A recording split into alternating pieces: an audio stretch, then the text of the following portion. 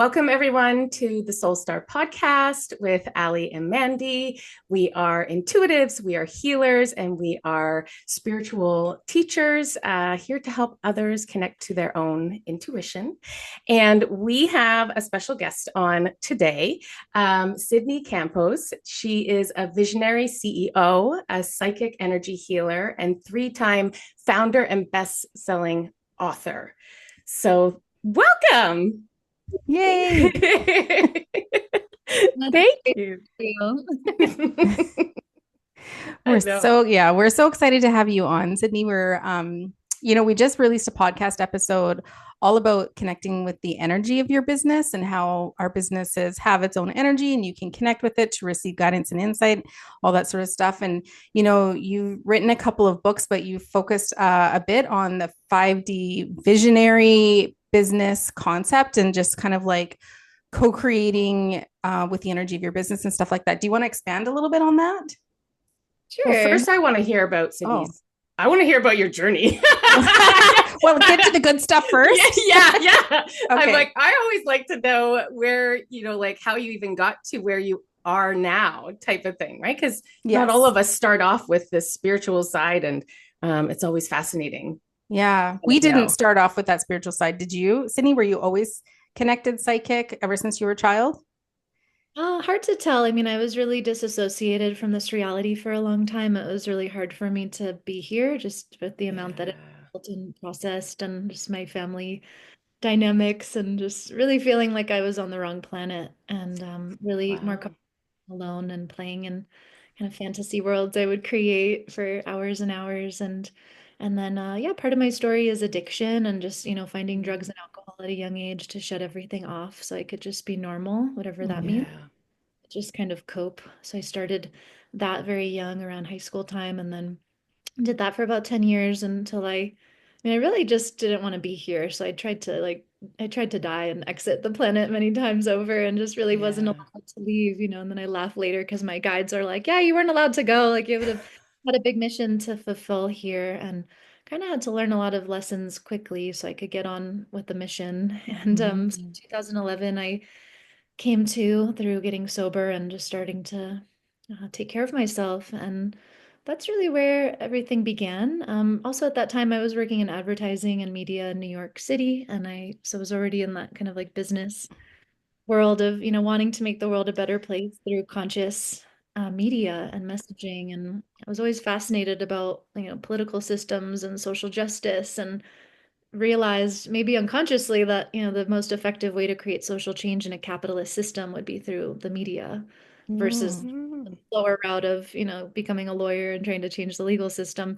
Yeah. So it's a cool setup. And then yeah, so I was building my spiritual practice, recovery, learning more about my gifts, had very rapid recall of my psychic abilities and things like the Akashic records and energy healing.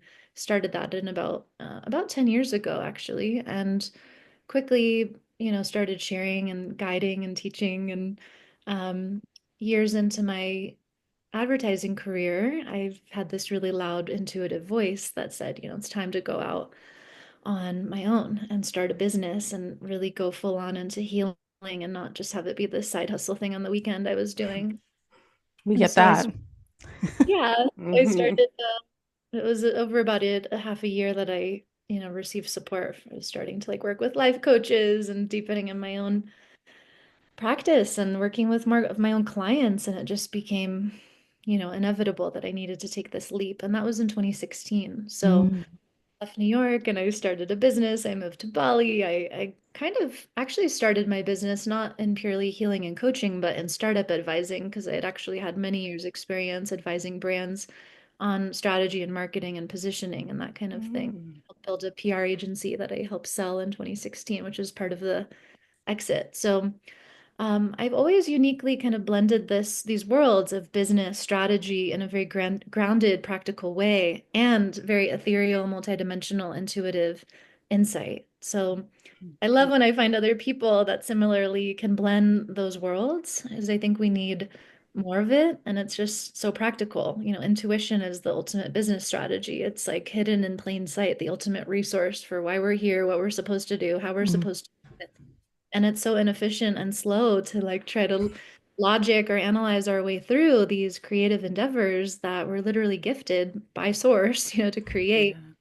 on this planet. So that's really been some of the core of my coaching and consulting work over the last 10 years has been this, mixture of embodiment, intuition, and then practical business strategy. And I've always coached and done energy healing, and I do a lot of kind of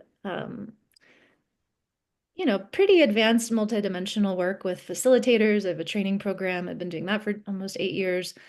And then I've also always been involved in startups and actually building new companies myself and being the co-founder or founder on the founding team of different like kind of cutting edge technology companies. And Wow. part of my longer term vision is to really just normalize having, psychics on the boards of major corporations. Like I get Mm. very excited about that timeline where there's no hiding behind any, there's no hiding in the closet. There's just a full-on disclosure of, obviously we have psychics in our businesses because they help guide us. It's obvious. Yeah. I Yeah. love that. I Hmm. love that. That is something that Mandy and I um for a long time have been like, my gosh, like every source of business should be using intuition. Like it can benefit being a teacher and working with the energy of the classroom. And both of us work in corporate, so we are balancing both sides where we have our intuitive business, and then we work in corporate in the banking system. So very opposite sides. And one of the things that we've kind of noticed, because when you say like, quiet in the closet, like not saying, because it's hard to kind of break through in some of these like older traditional bigger corporations of who you are and be taken seriously. But we both have noticed that there has been this small amalgamation of like where people start to know what we do, and then we're being asked to host a meeting to talk about energy, and we can see how this is why we're still there, that there's hopefully a purpose of us being there to kind of help make this shift that you're talking about that should be very kind of normalized, right? So I'm like, I love that idea of like bringing all of that forward. And that definitely would be 5D, right? Hmm. Like that would be that 5D vision of like having these systems and I love that so much. Hmm. Mm-hmm. I'm curious at the beginning of your journey when you were still working in the marketing in New York and you were ingrained within the matrix, all that sort of stuff. Did you find you were able to make an impact with conscious media and you know, trying to shift where you were at? Were you able to do a little bit of that or did you find it really frustrating? Like how did you feel? How did you find that experience? Yeah, I mean, I was really fortunate to be hired I was consulting at that time, and then I was hired full time to become their lead account manager for this amazing PR agency. I mean, it just felt so spirit led that I ended up Mhm. there in this 9-person team, and it was such a startup vibe, but I knew it was going to be something big. And Mm-hmm. this opportunity to really help shape this culture of this organization that ended up being highly influential in the launch of some of the world's best known brands and some of the most innovative and conscious ad campaigns we've ever seen. And that agency Wow. is called Pray Tell Agency. They're now 400 people worldwide and Wow.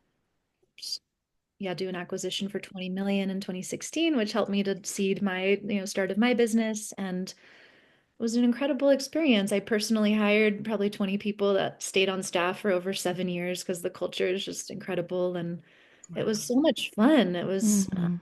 brilliant. And I really had that embodied experience, maybe not as conscious at the time, but now much more so of like how important it is to build, a brand's culture, ahead of anything external. It's like anything, and this is a core concept of 5D visionary business, which is not just about, profit and purpose or whatever, but it's about, the planet and your passion and bringing more of your heart and soul and your authenticity to what it is that you're creating. And that you as the leader, especially if you're an entrepreneur, like you're connected to the soul Mhm.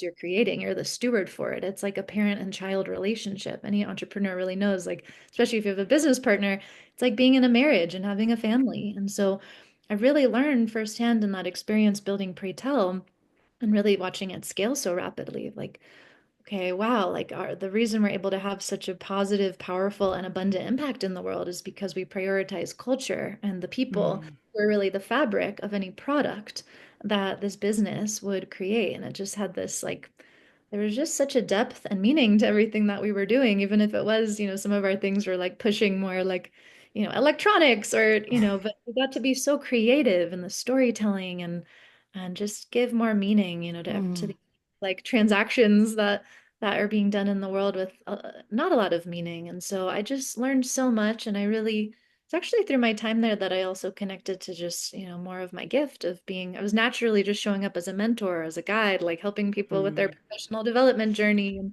I was a strategist and copywriter and producer, and I have all these skill sets, but my passion was really in helping people develop and helping leaders Mm. develop. And yeah, and I mean, there might have been an opportunity. I mean, they didn't really want me to leave. They loved me so much, but I was like, I had to entrepreneur journey. I had to go have that experience, and it's been a wild journey. I mean, entrepreneurship, if you sign up for it full on, Yeah. it's the ultimate personal development, transformation process. It sure is. It sure is. It kind of like, you know, catapults you on this healing journey. And when you say like having a business partner like Mandy and I, being in partnership together, like it is like a marriage, or it is a different connection. And we have found like through that we've gone through where we trigger each other. And but because we've done, a lot of our own inner soul work and healing, we're able to trigger each other, but be able to be like, okay, let me look inside for that, like be mature about it. So it's a very unique and different dynamic and relationship than I think either one of us has ever had. But like that entrepreneurship part, like it really does. You start to see your own kind of like your values, your own limiting belief systems that come forward, your money story, like there's all these things that you just don't really face. And then when you're in it, you're like, oh, wow. Like I think I have a deep seated limiting belief that I can't succeed as an entrepreneur, or there's always going to be like a wait for the carpet to follow. Like there's these things that kind of pop up that you're just like, okay, where the heck did this get rooted from? Right?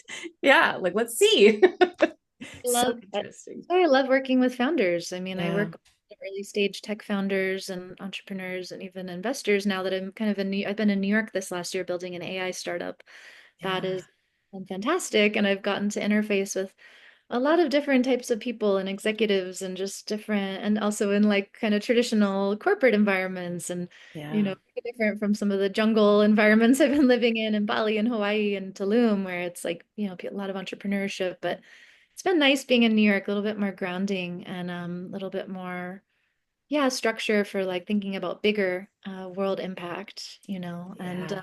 love being around that energy. And but it's true. I love working with entrepreneurs and founders because of exactly that. It's just you get to really meet yourself. And by leaving, especially a corporate structure, if you were formerly in a more traditional job, you get to really take the guardrails off, all Mhm. false Yeah. of security that were preventing you before from really feeling, I mean, it's really feeling your true potential. And then everything that's in Mm. the way of living your full potential is going to come up for you to process. And then if you're in a partnership, a business partnership and an entrepreneurial venture, it's like the ultimate alchemy because all of your shadow will come out. And it's great that to hear that you are practicing what sounds to be a very evolved way of relating. And this is really required in order for the new Yeah. things we're meant to create to succeed. I mean, I think it's a wild statistics, like one out of every seven companies fails. I think it's actually higher. And I think most, I mean, I've witnessed this in just in being an entrepreneur for this long and being in business in places like New York and LA and San Francisco, where it's like so many startups have the most brilliant idea and they're like gifted again from source, this creativity and ability to build the thing that we need on the Yeah. planet. If the founders aren't supported and resourced enough to relate in this evolved way to, yeah, to do the work on themselves and really, set their personality aside so that the bigger vision that wants to live through them can live through them. It's just, so many companies fail because the founders have emotional, personal, egocentric Mm-hmm. problems that they can't work through, and they can't even summon up the, resource to ask for help. So Mm-hmm. I can much see there with that. perfectionism and imposter syndrome and all these things I love working with people on. Absolutely, right? Yeah. We've evolved from all of that, from that the very early stages of, insecurity, where I know I had that imposter syndrome, that insecurity of myself, and Mandy, has this beautiful ability to just, show up confidently, and that was super hard, right? To kind of, manage in that sense, but it was like, again, like this, but this is how you grow. And I guess what you're saying, it, if you're not able to grow or be able to, I guess, put the ego aside and be like, yep, that's on me. I shouldn't have said that, or I got triggered, but that's not a her thing, that's a me thing, and vice versa. It would fall apart. And, we've also heard it many times of like, oh man, like, you guys are so lucky, or I didn't know if it was going to work. And we get all of these like things. And I think it's a combination of partnership, but also women in business together. Like there's a little bit of like weaving in, and, it's difficult to move through at times. Right. Mm-hmm. Mm-hmm. Yeah. I Yeah. find there's a really, what I've learned, and I'm curious to know what you think about this or feel. And I think it goes back to what was mentioned earlier about the sense of like losing credibility if you're fully out of the closet as an intuitive or healer and you're in these kind of old school traditional corporate environments. And, there's this massive healing of our self-worth that we have to go through, to Oh really yeah. be an effective leader at this time with so much, nonsense and just overstimulation and just data and in social media and all these distortions of the personality. And it's like you have to know who you are and why you are and what the value is that you uniquely bring. You have to know that for yourself. And for me, that has only come from continuing to deepen. It's not an end, continuing to deepen my relationship to source, to Mm-hmm. God, this unshakable faith, which it's not always consistent. It's something I have to constantly build, but it's like that's been one of the hardest things for me in entrepreneurship has been to really decouple my sense of worth and value from, what I do or what people's response is to what I do or the attention I get for what I do or the numbers and the volume of, the impact or whatever. It's like I have to know my value and my worth, and that is actually not attached to what I physically do. It's just who I am. It comes from source. And I have to let source guide me. I have to let my business be run by something greater than me. It's actually not about me. And that continues to be one of the biggest initiations I face in entrepreneurship. Yeah, I think I love that because Ali and I were just having that conversation a couple weeks ago, and we had this conversation with a client of ours where we can really tie our career, what we do for a living, into our sense of self. It sits in our solar plexus, and everybody does that. When you talk to somebody and you're getting to know them, the first thing you ask them is what they do for work. What do you do for a living? Because that's giving you a sense of their identity of who they are. But and we tie that to ourselves too. And recently I've gone through a major transformation and shift with my career and with the corporate side of it, and untying my identity to what it is that I did within the banking system. And that's been a really eye-opening and really challenging, and I've lost my footing and it's like really unstable and unsteady. So trying to heal that and trying to move through that, but also have it, I'm just so grateful that I have the awareness and the appreciation for that healing that I know I'm doing and that I'm going through, and that it's all for a bigger purpose and all that sort of stuff. So you're right. We do, as we move forward, need to be really careful about how we're tying our self-worth to what it is that we do, because it isn't who we are. Getting a good sense of who we are is so much more than what we do for work. Yeah. Yeah. And I think even in this, like even last night, Mandy and I were business planning, and really kind, because it's hard because you sit there and you're like, oh, I have this passion, I want to do this. And then there's like the business side of it where you're like, oh, okay, you gotta pivot, you gotta like change, you gotta like do all these things. And we're like, I hate this. And but we were sitting there and it was like, okay, like what lights us up individually, Mm-hmm. right? Like, yes, we're in a business together, but what lights us up? And yes, there's going to be times that you're like, I don't want to show up. I don't want to show up and I don't want to hold space. But I know when I do show up, I feel, lit up because I've held space for somebody, or, and what's worth it. And so really like even going back to those cores of like, again, let's remind ourselves why we're doing what we're doing. And if that still lights us up and is still the vision that we want to move forward with, right? Mm-hmm. Yeah. That's actually a requirement of the 5D. So 5D Visionary Business, I started that program, I think in 2018 or 2019, and because it was something I was doing with all my one-on-one clients for years, and Mm-hmm. me like, make this a group program, or is this a course, or just to make the knowledge more accessible to people. So I have a self-guided, journey people can go on through that, and that's really the whole foundation of the vision Mm. journey is, what is your vision for why you are? And not starting with building out the mechanics of the business or the strategy, but it's like, what is that deeper why of why Yeah. you are? Why are you really here? What are you alive for? Mm-hmm. And Mm. be successful, and I mean to live in true abundance, which isn't just about money. It's like Yeah. true, I actually prefer the word prosperity, which is Mm-hmm. health, wealth, relationships, like all different dimensions of your life, being aligned, feeling fulfilled, feeling at peace, like feeling powerful, alivened, creatively inspired, and so like why are you really alive? What are you really here for? And do you give yourself space to tune in with that Yeah. every day and build that consistency? Because when you know and you can feel why you are here, Yeah. then your sense of direction can be so much more clear. And then the strategy and the mechanics and the different parts of, the how to and the practical application, it just becomes a lot simpler. And you usually have more energy with which to create because you're not draining all the energy trying to think things through and, Yeah. do all this like management of your personality and am I enough and all this other stuff. Clear. It's like, this is why I'm here. This is what enlivens me. This is what I must do to really take care of myself and also build the energetic capacity for more presence, for more authenticity, for more confidence.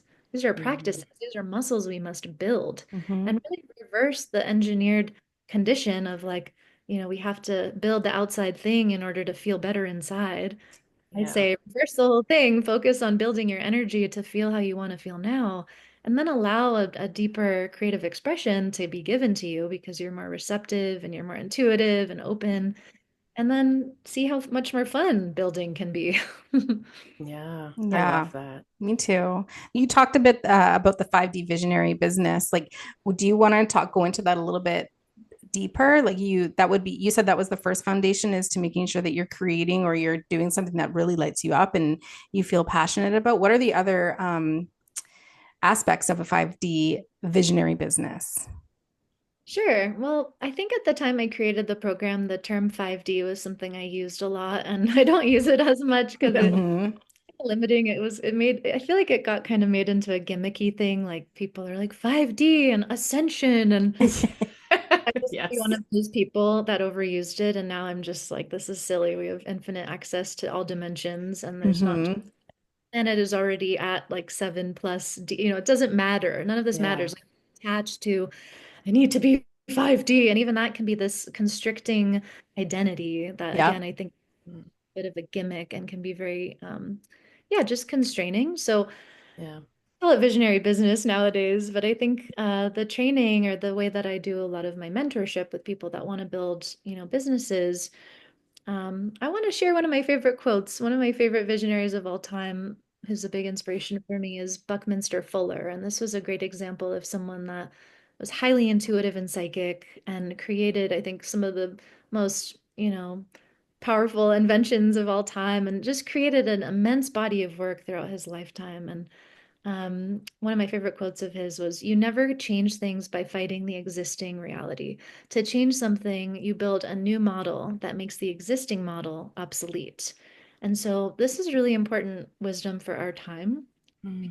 can again be so much conditioning now to like go against and fight and pick a side and, put your Yeah. energy like making someone the other and needing to be right. And these are most of the examples we have, especially in popular media, versus what I feel is really the key to creating more of what we wish existed is to just really tap into our full intuitive and innovative capacities to bring through truly new vision, truly new structures that just they don't even compete. There's no comparison because we're operating on such a different level, consciousness level, dimensional level where it's just a whole new way of being and operating that really commands a, more evolved maturity for how people can behave and relate. And so I love to think about these things. And that's really the premise of vision. What is visionary business? It's to create something new, to create the world that you wish existed, and to orient more from this place of rewiring your inner being, your sense of self-worth, your confidence, your authenticity, your personal power to really understand, as we said,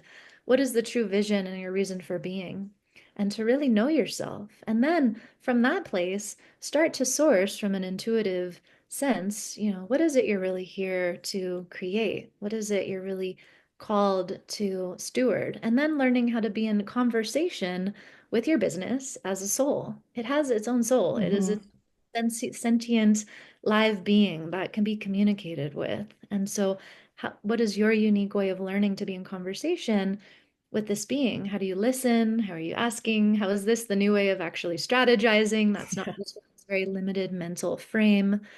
And so, yeah, the process I have is can be a 4 to 6 month process, and I take people through the different phases, and the phases are purpose, presence, prosperity, and then I'm kind of like reading some of the from the council.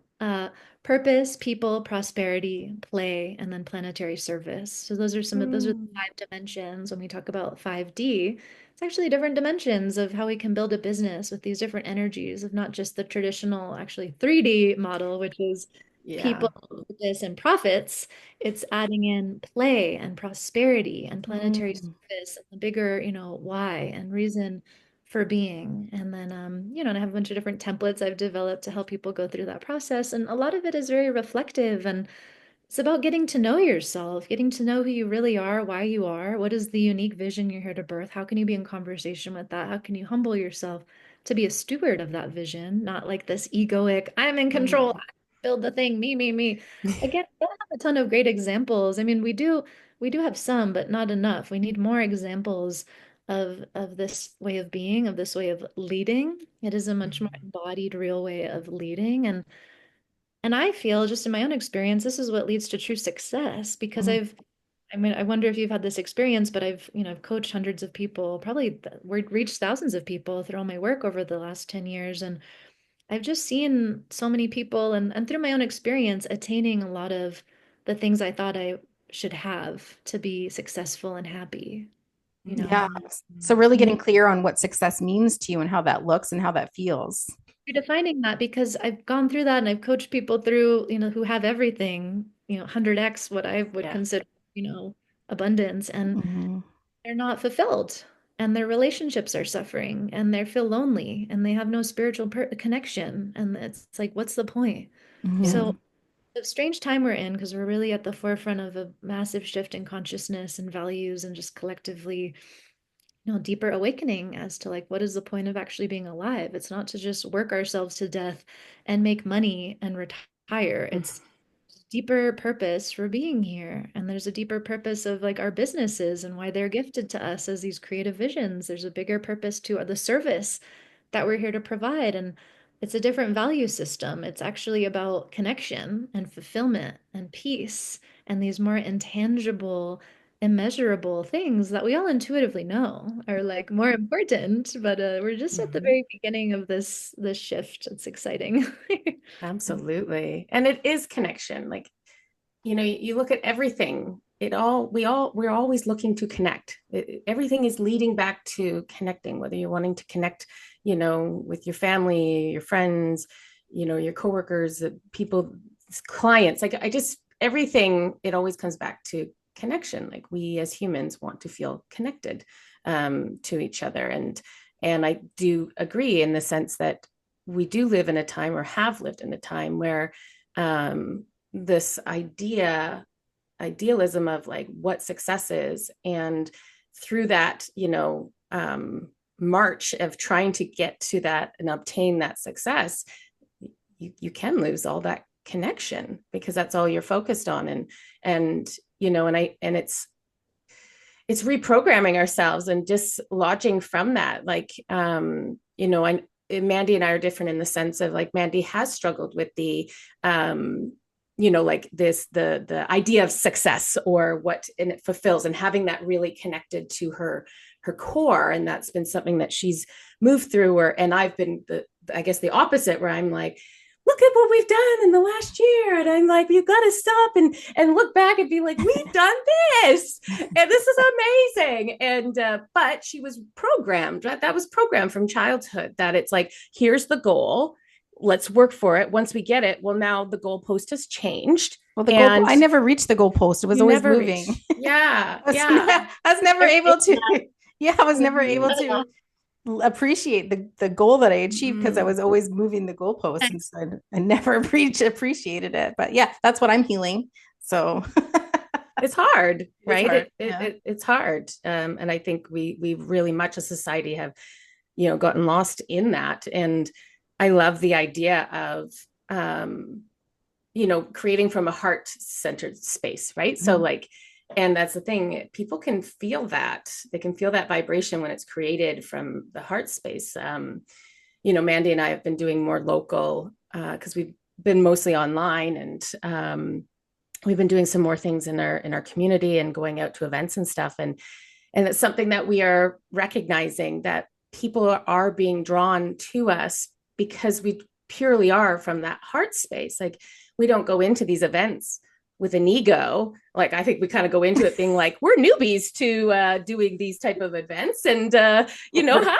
And then, but you feel the energy of kind of like, who's that? And why are they here? Or why is everybody going over there? And I'm like, and I've sat with that and been like, I wonder why people do come to us. And I'm like, it's because we literally are genuinely just happy to be there. Yeah. And wanting to connect. There's no ego attached to it. And I think that's where you start to see that shift, Yeah. It's fascinating. It's the new currency. It's the oldest currency of time. It's love and connection. And this world where we have so much semblance of connection, we've never been more connected, you would think, but we're actually very isolated in many ways. And we're not really getting the true nourishment of real connection in the way that we really need. Mm-hmm. So when you're getting in-person events and just being real, it's hitting on so many needs. You're meeting so many needs for people, and it's it's invaluable. It's priceless. Yeah. I'm curious, Sydney, like, have you worked with corporations or businesses that already had a culture established that they were trying to shift to be more conscious or open? And if you have, how did you do that? Because we need to do it with the bank. Well, it's actually the AI startup I'm building now. It's called Mattermore, and it is an AI developed for leadership transformation and empowerment. So it's exactly that. We're building AI in a very ethical, humane way. The AI is trained with behavior science, and then we get to know the kind of psychographic profile of the teams and people that are going to be using it. And it will provide a sense of like curated coaching and support for starting with managers, eventually everybody, to have a co-pilot that reminds them of behavioral changes, communication shifts, ways that they can be better listeners, be more effective leaders, create more trust and safety, and really build these new foundations for healthier cultures where people can feel more empowered, feel more trust, feel more psychological safety, feel more seen, feel like they belong and have a higher purpose. So yeah, we're building this at scale and starting to, work with pretty big teams actually that are curious about this, because as we said, there's this shift where it's no longer about the bottom line. Companies are understanding, like, wait a minute, especially with the younger generations coming in, their roles, they have a different sense of values. They don't just care about, revenue. They want to feel a part of, something meaningful that's giving back. Appreciated. Yeah. Absolutely. People are more awake. Everyone's awakening, whether you know it or not. It's all of our content is using. I'm Well, curious. Sorry. just with that, because I think it's the newer generations, they're seeing their value. And I have witnessed the clash of the generations in the corporate world, because you have, this generation that it's like, no, you pedal to the metal, you need to work, this is, ethics, all these things. And then they will be like completely put off by this newer generation that's like, no, actually, no, I'm not doing that. I don't want to do that. And so there's this like huge clash kind of happening there. And it's amazing to witness it, because I would say that, we are part of that generation that was kind of like, no, like you show up to work, you work your 9 to 5, and it's like you go in, and even if you're sick, like we're kind of part of that, I guess, like moving in and out of that. And but it's like being able to step back and witness that there is this clash. And you know and I'm kind of like in between. I feel like I'm in between it, because there's times that I'm like, well, yeah, you have responsibilities, you do need to show up. And on the other side, I'm like, but I also understand work life balance, and I also believe in standing up for yourself and what your rights are, in that sense. So it's interesting. Yeah, it's huge. I mean, something that comes to mind is this reference of, I forget where it was, but it quoted, but it was like a study of what kids want to be when they grow up nowadays. It used to be like doctor, Yeah. firefighter, teacher, astronaut, and now it's like most kids are like influencer, So there's just this whole different, it's such a different language and sense of value and people, the younger people, especially immersed in the world of digital and social media, have all the kind of have a more entrepreneurial mindset, honestly, and They do. sense of more creative possibility with what their career could be and maybe more of a sense of like who they are and what they could give uniquely to the world. And there's also distortions wrapped up in that as well. But it's Mm-hmm. exciting. There's so many different, we have like multiple generations in workplaces, especially bigger companies. And this is exactly something we're aiming to solve with our platform, is to provide more of these like translations around learning style and communication style. And, another example I had is I had a team of interns this last year that were helping me with certain, fundraising PR stuff I was leading for our team. And, these are all like 20-year-old, like Gen Zs. I'm a millennial. And I hadn't really interfaced with many people of, this age group, especially in person over the years, because I've been very nomadic and I've been traveling and I've had, my assistants and stuff, but it's all mostly remote or closer to my age. And I didn't realize all these different communication, difference in values that we have, where the Gen Zs don't want to like say hello when they come into the office. Like they want to like be texted and have everything on Slack and just more really Wow. different, less human to human interaction, more just like really concise. And these are things I Huh. had to learn. And it just really, again, I'm very immersed in this world around the future of work and what does the transgenerational, workforce look like, and how do we support people who are also like more technologically, just they're like evangelists, like they understand AI, it makes sense, versus people that didn't have the internet for part of their lives. And these Yeah. are like massive translation issues that we have. Not to mention, one of my favorite things to explore, this might be a little bit of a tangent, but I find it fascinating where, in this age of AI, that we're also going to have this big identity crisis where people, it's not just about productivity and AI replacing jobs. I actually think AI is going to create even more meaningful jobs and help people really connect to what their unique value and vision is and how they can uniquely contribute that, where a machine can't replace what they can do as a Mm. creative human. But the real crisis is going to come when, this broken value system of how people were taught to source their self-worth from the work that they do Yeah. no longer flies, because suddenly a machine's going to be able to do all that stuff that you used to think made you so productive. And you're going to have to sit with, wait a minute, what is it that I can, again, come back to vision. What is it uniquely that I can give in a way that is beneficial and meaningful and fulfilling? So there's going to be this, I mean, it's kind of perfect. It's like people are going to get the fire lit under them to actually have to sit with themselves and really ask these deeper dive questions and really get to know themselves. Yeah. Yeah, I never really thought about AI doing that. Like where you're right, Mhm. when the AI does replace certain aspects of our jobs and stuff like that. And I'm even thinking about a certain role at the bank where AI has already started to do that. And it's like people who've been, when we tie our career to our self-worth and our identity, what happens? We are going to be like identity crisis, and we're all going to, this can be a new Allison. This should be container we create. The identity crisis container. Yeah.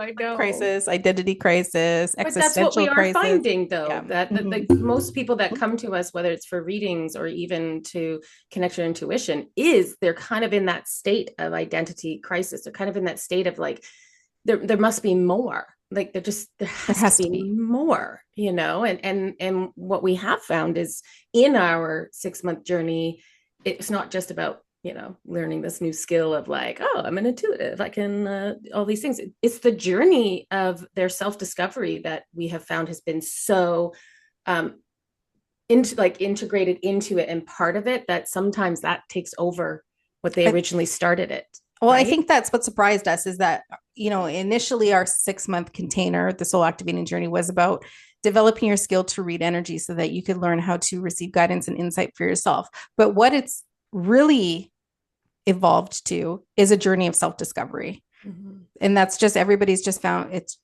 just the way it ended up. It's beautiful because it's integrated the fun aspect of learning how to read energy, but and the Akashic records and doing energy work for yourself, but it's also integrated the healing aspect of self-discovery and releasing those limiting, or even just becoming aware of what limiting beliefs you are sitting with or what programs you're moving through life with.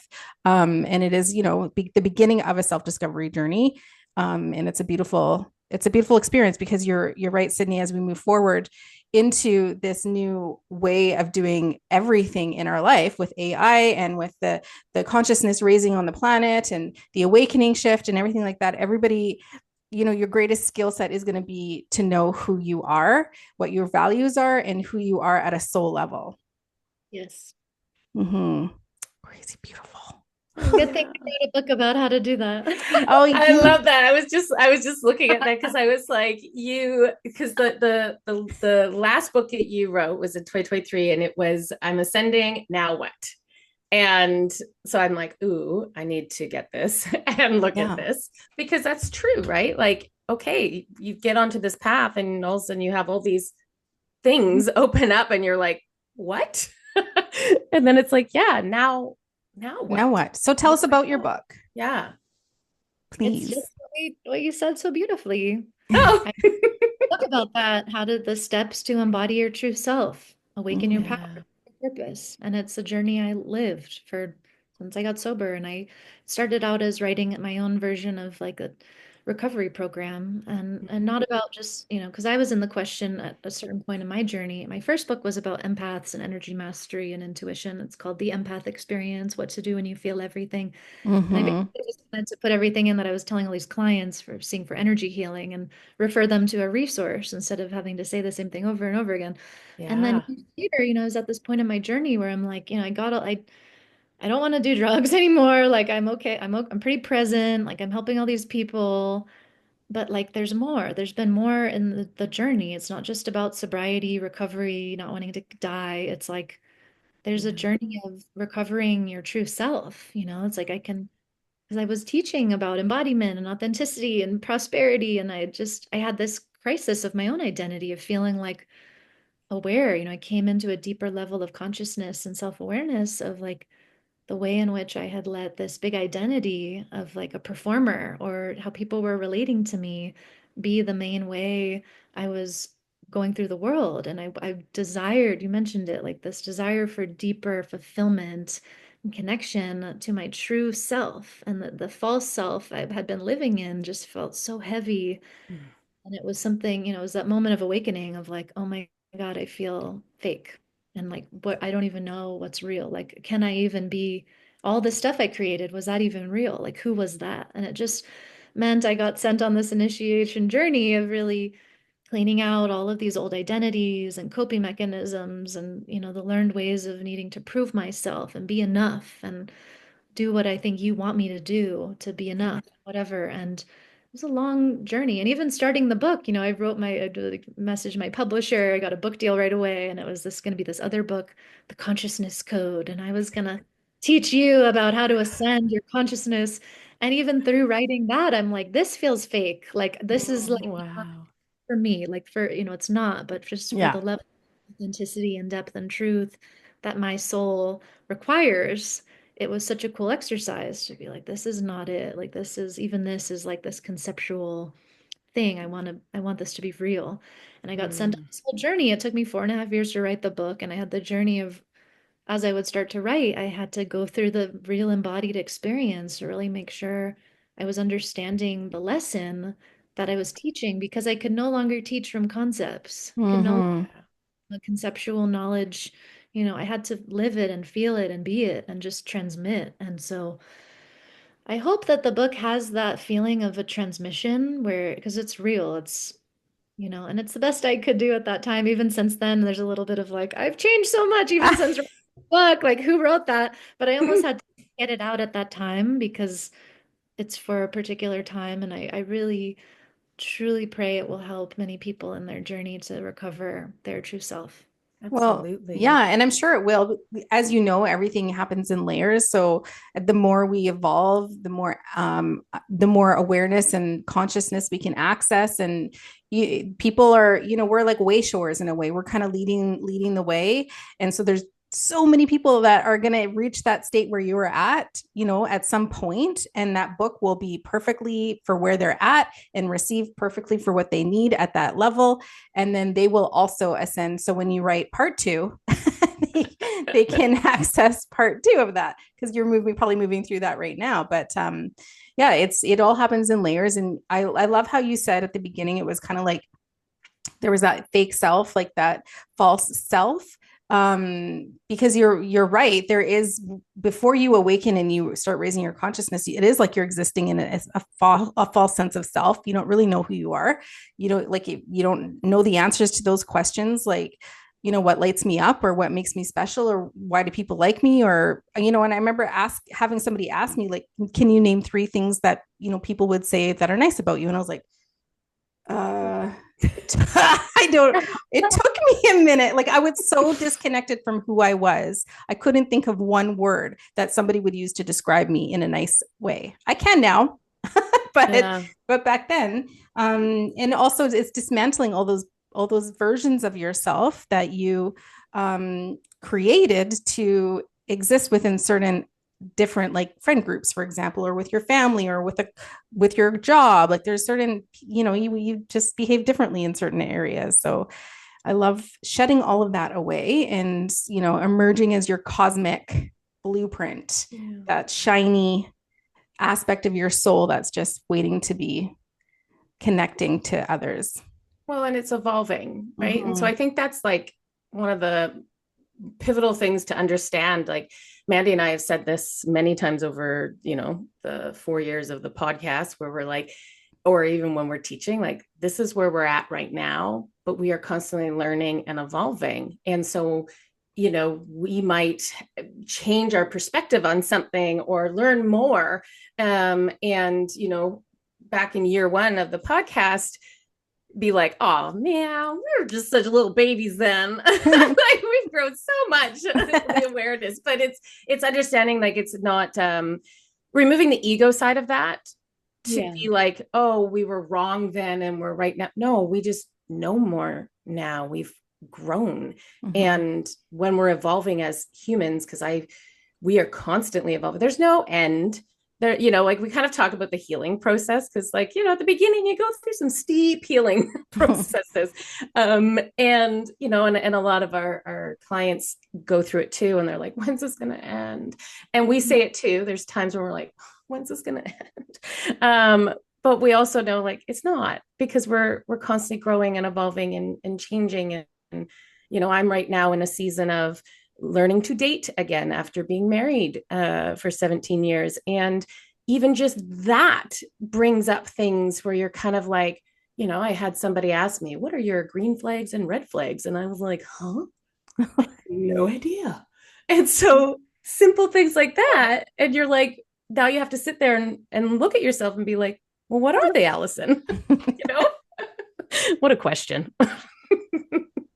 That's beautiful. What an exciting journey. Wow. Yeah. And it's all, part of again, like that self-discovery of, who you are and who you're more morphing into, and it's kind of exciting, actually. I would say I have found now, being in a space of doing all of this reflection and healing and all that stuff, I now can witness myself. And I find it's like a curiosity. Like I'll witness myself like move through something and be like, oh, you did that. You moved through that like you would have a 20-year-old or in your teens. And now I'll be like, and I'll call myself out on it and be like, okay, why you've moved past that. Why did you move through that like that? And so I find it's like a very like curiosity, being able to witness yourself. And I actually, it's fine, kind of fun in a weird way. I'm A journey of like self-discovery and understanding who you are now. And I've supported people through that in, different contexts, friends, clients, where they're evolving out of like a, it's a big identity shedding, right? Of being a wife and married and the Yeah. whole relationship dynamic. And it's like deeper, it's like liberation, I feel like. Yes, absolutely. I'm like, it is so that because you think, the last time I dated, I was in my 20s. I'm now in my 40s. There's a Whoa. big shift of who you are as an individual, right? So when you only have memories of dating back then, and that's all you can pull off of, and then you go into it now and you're like, okay, wait a minute. No, I don't need somebody. I'm good with who I am. If you're going to, bring that experience and come in and bring light and cool, but I don't need somebody, so it's a different place to be in, and another self-discovery. Congratulations. Oh, thank you. I know. Mhm. So, and Do you yet, want to, yeah, do you want to tell us a little bit before we let you go about your book on the empath? Because I just want to say, when I started my journey of awakening and conscious shifting, it was because somebody told me I had a medium. She was like, "You're very empathic," and I had no idea what that term meant. So I went down the rabbit hole, and I wish your book was written because I I would have know. purchased it. I was looking for a book on the empath, and I couldn't find anything. So can you share with us a little bit about your empath book before we let you go? Sure. Yeah, I mean it's a guidebook. I'd say it's a little bit more of a starter. With my last book, I'm ascending now, it is a 400-page manual to embodiment. So it's manual. It's like it's a lot of knowledge in there. And then the empath experience is a little bit shorter. Um, but yeah, it has tons of practices. I always write with practices as well. Like I want to give people the practical ways of, not just understanding, but actually changing and what are the things you could do physically, emotionally, energetically now to shift and to start to feel better. And I mean, it's kind of an amazing story. I was working as an energy healer and psychic, and in addition to my full-time advertising job, and then I was having all these clients, and this is in New York City, my last iteration in that timeline of the New York life. And I was having all these people come to see me for energy healing who were just like me, who were empaths, and just blowing their mind with these insights that, frankly, I just took for granted because I had learned how to take care of myself from my energy healer I had seen years before, who first told me that word. And it just changed my life because I thought I was crazy. Even Mhm. sober, started to feel better. I became sober and I became aware of how I was feeling, and it was way too much. And I just thought something, I'm like, how is everyone else? Like, what, someone else, like, tell me, how is everyone else living life like this? Like, what's wrong? I was too much. And I just had so much anxiety, and I didn't realize that there was a term to understand like, oh, I have a really open, absorbent energy field that was and I didn't know this at the time, but later on, that was developed in trauma as a coping mechanism to hyper track all the details of everyone around me to make sure I would. And a lot of psychic gifts are developed in trauma, and having to activate these higher dimensional responses to be able to read your environment and or disassociate out of the environment because it's so uncomfortable. And Yeah. yeah, so I just started it started as just writing a list, all my clients I was seeing in energy healing. And again, one of the learnings is like we take life-changing wisdom for granted because, each and every one of us, everyone listening, you have wisdom that you take for granted because the things that you've learned to do to just take care of yourself and survive are literally things that other people are praying for that could save their life. And so we have a responsibility to listen when you feel that intuitive nudge to create, to put something out, to share your story. Like someone else's life and well-being may very well be dependent upon what you have to say. And so I saw that firsthand with this experience. I was writing just a little list and I was sending it to all my clients. People were asking me for more and they're like, this is changing my life. So then I was like, well, I'll just write a little ebook. I'll write some articles or an ebook. I wrote 2 articles on Mind Body Green in like 2015 or something, or 2016. And they went viral. And I had these people emailing me from all over the world who were like, I can't believe this. I sent this article to my Wow. family. Like finally someone like I could describe how I am, what it's like to be me. And then I thought from there, okay, maybe I have some more I can say about this. Let me write a little ebook. That was my thought, like my kind of my limited self-belief. I didn't have aspiration to be an author, to be like to write books. Now I'm like, I'm gonna write a bunch of books the rest of my life. But back then I wasn't like I could write books. I just was like, I'll write a 40-page little ebook that I'll design and, some little thing. And literally this is the magic though of listening to that vision bigger than me, bigger than I could see. As I was writing this little ebook, I had a publisher reach out to me on Facebook, of all places, who had seen my articles, and she was like, "Do you want to write a book for us?" And I thought, again, self-limiting belief, oh, she probably just wants me to write a chapter, like in a, compilation. Like I just had no idea. And then she Wow. was offered a book deal by Simon and Schuster, which Wow. and I got to write this book that has it's sold 70,000 copies all over the world since then, and it's helped really change people's lives and relationships. And so it's out Beautiful. there. And it's a little bit of a time capsule of a former version of me, but I think it also, like you said, thank you for that affirmation.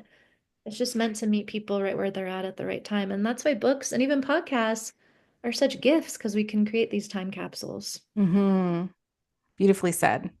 I love that. Yeah. I love that. And I feel like we have more and more, the new generations, I feel like they're more open and they're kind of stepping into this world with these very empathic, very open to energy. And it's overwhelming. It's overwhelming, a lot of them. I have somebody in my family that is, in her teens and is an empath on steroids, like I like to say, because I'm like, wow, you feel so much. And she has turned to drugs and, going down that numbing. And so it's like, it's even more important for us to be able to kind of hold this space and support the younger generations coming in so they know how to be with it without having to disassociate from that. It's such a important part that I think we need to be paying more attention to. So Mm-hmm. I'm going to get that book. Yeah, please send it. I've worked with a lot of teenagers, even I've gone Mm. with kids of my clients. They've just been like, can you talk to my 13-year-old? And there's something I've Mm. seen around like the teenage years, like 13, 14, whether it's like the hormonal shifts, but people's fields change and you just open up, you're more psychically active. And so this is so important. But really, one of the greatest gifts we can give anybody is the gift of our own presence. And so the work that we do on our own embodiment, on our own healthy Mm-hmm. energetic views, on our own discernment, energy mastery, it's like this is a gift in any relationship, any connection that we come into, like with your interfacing with these family members or people that are having a hard time, they learn through your example. So really, Mm. again, before we go out and try to like fix the world, you the empaths, it's like take care of your own energy, be responsible for, which I know you both do, but it's like, Mhm. reminder, like there's no world to save, right? We're here to Mhm. really empower ourselves and take great care of ourselves and be the example, create the world we wish existed and create all the new ways of being in it we wish existed. We can't wait for other people to do it. It's up to us. Yeah, yeah, it's free will, right? People make Mm-hmm. their own choices, so we just have to keep going along. And if they want to join or ask, we're here. Last thing too is that's coming up that's important for me to remember is like don't take away anyone else's dark night, right? Because it's like as Mm-hmm. want someone to not have to go through the same suffering and pain. It's such a gift because it's the way that we actually awaken to those new Yes. choices. Yeah, yeah, yeah. So us stepping in and trying to save everybody or save them from falling, that's been a big one. I think that I've realized over the last few years where I'm like, okay, no, it's not my job and it's not my place to take that away. Like, but you can be there to support, and when you need, I'm here, but hold space, right? Yeah, big one. That's huge. I love that. Thank you for bringing that up. Yeah. Mhm. Well, Sydney, it was a pleasure chatting with you today. Thank you so much for being with us and sharing your wisdom and your tools and your resources. And we wish you all the best with your startup company and bring it to our bank, please. Bring it to Canada. I'd love to. Yeah, let's talk about it. I'm Yeah. excited about that. It's not my full-time focus. It's just, Mhm. I like to do many different things. So I have like my coaching practice, I train healers and the soul source facilitator training. And then next year I have a lot of retreats planned. So I'm getting ready Ooh. to host a 10-day retreat over New Year's. And then I'm going to start probably working on a new book next year, which is about what I've been teaching in the facilitation training to just really open source a lot of the intuitive and energetic embodiment practices I've seen Mm. really help people and just, yeah, like open source it as much as possible. Beautiful. And where can our listeners find you if they're interested in working with you or maybe attending one of your retreats in the new year? Where in your books? Thank you. Yeah, it's on my website, sydneycampos.com. I am creating different things on Instagram and LinkedIn occasionally, so those are also good places to connect. And I have a newsletter, which I love to write in. It's you can just join it on my website. That's probably the best way. Cool. And we'll link everything in the show notes for everybody so you can find it there. But yeah, thank you so much for being here. Such a pleasure to connect with you, and I'm really excited to see how your journey unfolds, kind of infiltrating, where you are and just really being the light. I Being the love that. light. Yeah. Thank you. We'll see you next week. Bye.